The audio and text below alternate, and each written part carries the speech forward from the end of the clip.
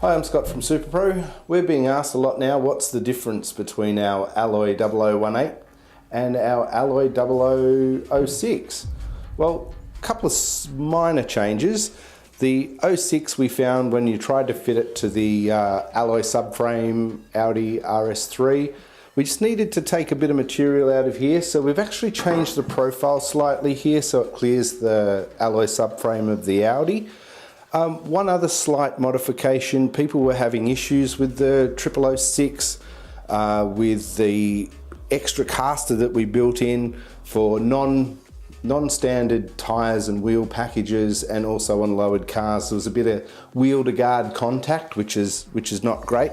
The subframes in these cars don't have any positive location, so you can get the subframe in the wrong position and it exacerbates the problem. So we've taken about ½ degree of caster out of the ALOY0018.